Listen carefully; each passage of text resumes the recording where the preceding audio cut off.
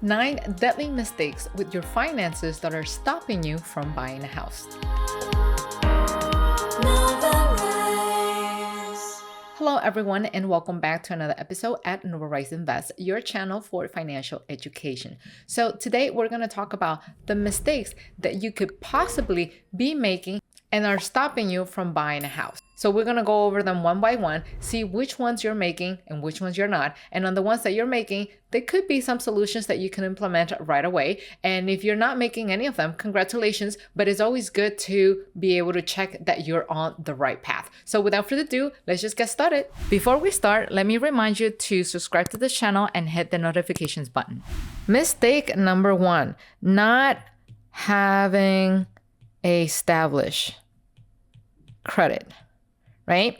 And believe it or not, this is one of the most important key points, and that's why it's at number 1, because having a good established FICO score in your profile, it's very important because it will let the lenders determine your pattern, your payment behavior, whether you're actually good at managing debt or whether you need some improvements in making those payments. So generally, what the lenders are looking for is that you have at least 6 to 12 months of credit history. Why 6 to 12 months? Because if you have anything less than that, it's too hard to really tell what your pattern is. Yeah, I mean, think about it as dating, right? People do great when they're dating in the beginning, but then in the minute you start moving in with a person, or at the moment where you had your first year anniversary, your 2 or 3 year anniversary in a relationship, that's when you start seeing the true colors of that person. So the longer the credit history, the better. And with the longer credit history, you will typically have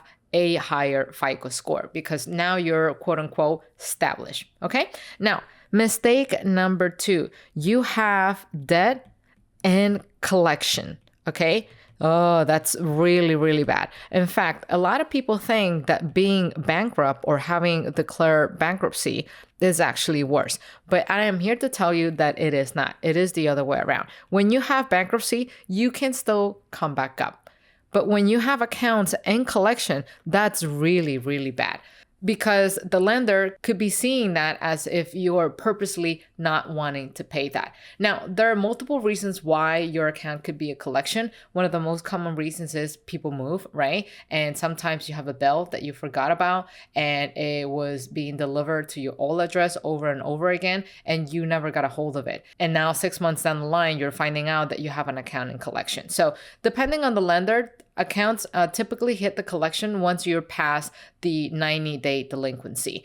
Sometimes, depending if they're flexible, if they're like very slow in reporting that, you could even get away with it with 6 months. But you definitely don't want to have any accounts in collection. So for those who are wondering how you can check whether you have any accounts in collection, here is an episode here on the side that you can definitely check out, and it will help you or teach you how to access a copy of your credit report so that you can check any patterns that you have and anything that could be unusual in your account. So you can definitely check that video out here after this episode. And for those who want to hear a true story about coming back from bankruptcy, check out this video here on the side where I interview Gladys Peralta. She is our mentor in our Real Estate Nova investment program, and she was also a Real Estate Nova student, and it's now a real estate investor as well. And she shares her journey going through bankruptcy and how she was able to come back up from it and now is a successful real estate investor. So the links are going to be down in the description below, so make sure you check those out after we're done with this episode. Now, mistake number 3, you have a high DTI. And DTI stands for debt to income ratio. Okay. So lenders typically want you to be somewhere in between 30 to 40% DTI. So in other words, think of it this way. You have debt and you have income. Your lender, whoever's going to give you the mortgage or approve your mortgage, does not want to see that you have more debt than what your income can generate, right? So that's why they have this percentage right here, 30 to 40.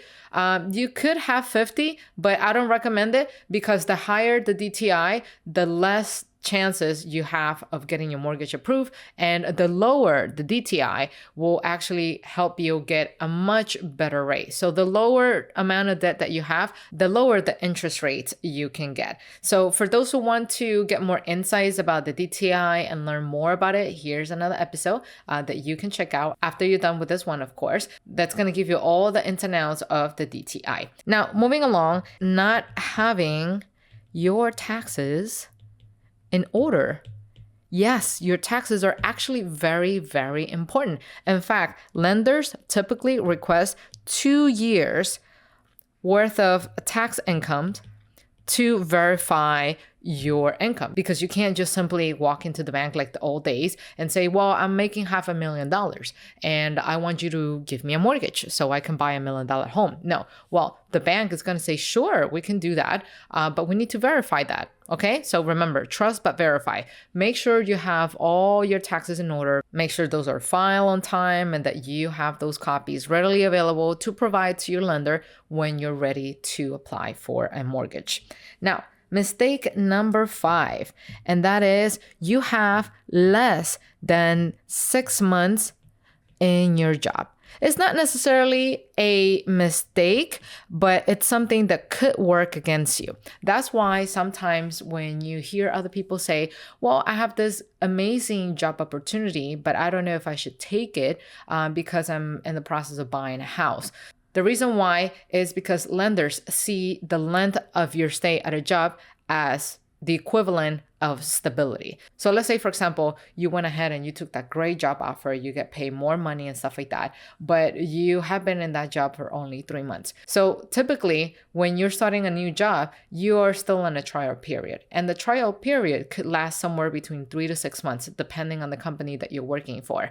So if you are in that new company for less than 6 months, the lenders could perceive that as, we don't know. You could get fired, because at the end of the day, you haven't been there long enough. Now, with that, I'm not saying that you cannot get fired if you've been in your job, let's say for 30 years, but that's the perception that the lender is getting. The longer you stay at a job, the better. And so if you have a job offer that is pending that you really want to take on, you're going to have to make a decision. You could either negotiate a later starting day and explain that you're in the process of buying a house and you don't want anything hindering your application process, or you might just going to have to just pick the house altogether. If the new job is not understanding, then that's probably not the right place for you to begin with, right? Now, mistake number 6.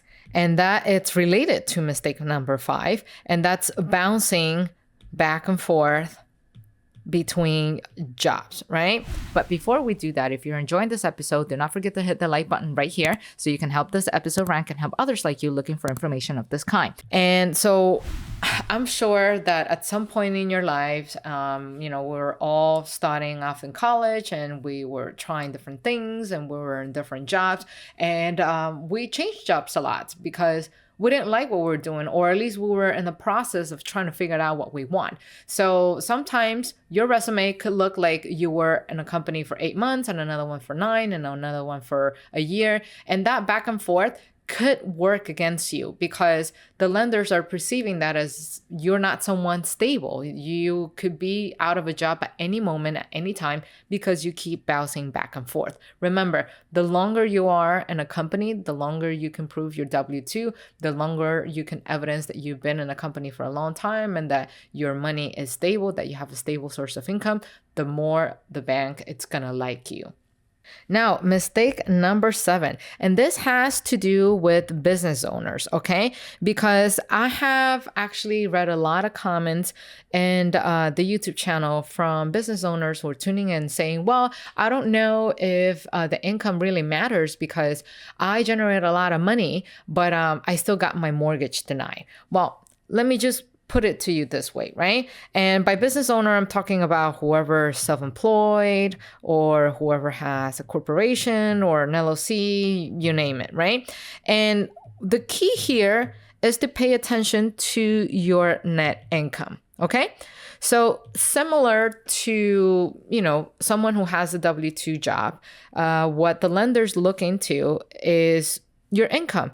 And based on your income, lenders could lend you up to 3 to 4 times your income. So the same thing is with your business. Now, a common mistake that I see business owners make is that they think that by income, the lender wants to see the gross income. And no, because as a business, you have expenses, which is kind of ironic because on a personal side, you also have expenses, but they don't see it that way. But when you're a business owner and you want to go to the lender and you want to request for a mortgage, you have to make sure that you can prove that you have sufficient net income. And so what is sufficient net income? Well, that is your gross. Let's say you have a very successful business and you're making $1 million a year. But then you come in and you declare $970,000 in expenses. So that leaves you with only $30,000. That is your net income. Well, keep this in mind. The lender is going to base the amount of this $30,000 because they want to know that after you pay all of your operating expenses, that means your business lease, your staff, your inventory, and everything else, that you still have money left to pay them back for your home. And so that's where a lot of the businesses or a lot of the business owners, they fail to see that. They fail to understand that because they think that what the lender wants to see, it's your gross. No, they don't care about your gross. They want to see that you have enough net income at the end of the day. Okay, now moving along with the list, and we have mistake number 8, and that is applying for a lot, of credit cards in the past 6 months. Now, doing this will not necessarily get your mortgage denied. However, if you have this in comparison with all these other issues right here, like for example, having debt in collection or having too much of a DTI, then this issue right here could play a big role and it could get your mortgage denied. But typically what happens is that lenders don't want to see a lot of hard inquiries in your credit report. And what does that mean? That means that you have been out there applying for a lot of credit cards or some other business loans because that could be perceived as you're struggling financially and that you're going out there looking for money to borrow because maybe you're having a hard time maintaining your finances. So that's why it is typically recommended for you to hold off on applying any type of credit cards or applying for any type of business loans 6 months prior to closing on a mortgage because you want to make sure you keep that credit as intact as possible. Remember, having hard inquiries also lowers your credit score. So you definitely don't want to do that. And also be on the lookout when you're working with mortgage brokers that are inexperienced, because sometimes what ends up happening is that they say, oh, I can get you qualified in like 5 minutes. And what they do is that they take your credit and they send it out to multiple banks, and those multiple banks are pulling your credit multiple times on a single day. And that's how you end up with a lot of hard inquiries in your profile. So you definitely don't want to do that. You want to make sure you're on the lookout for that and that the lender or the broker doesn't run your credit unless you approve them to do so. Okay, so make sure that if you want to apply for a credit card, make sure you do it, more than 6 months longer, or if you're within that 6 month span and you're about to apply for a mortgage, try to hold off after you close on the mortgage, and then you go ahead and apply for that credit card or that business loan that you so much want to get your hands on. Mistake number 9, you receive a large sum of money in your bank account, or that you deposited a large sum of money in your bank account. So here's the thing, right? The bank only wants to know that they are the only one. But sometimes I understand that you could fall short in some of the money for your down payment. Maybe you reach out to parents or to siblings or close friends to lend you some money so that you can have enough for the down payment. Well, the banks don't like that because they want to be the only ones in the equation. They don't want to know that you owe money to someone else. They want to make sure that you don't have that much debt so that you can still make the payments to them. Now, there are various scenarios where you could get a large sum of money. Sometimes that large sum could be a gift from your parents. And if that's a gift, all you have to do is just to simply write a letter explaining the lender that this is a gift and that you are not going to pay anything back to anybody, and that it's just, you want to use that gift for the purchase of your home. Now, if you're in a situation where you're in fact borrowing money from somebody, all you have to do is to make sure that that money hits your account 6 months before closing, okay? And why 6 months and not 3 or something? Well, lenders, whenever they're in the underwriting process and they're asking for documents, copies of IDs, your bills, copies of your tax return, they will also ask for copies of your bank statements. And depending on the lender, sometimes they'll ask for the last 3 months and sometimes they'll ask for the last 6 months.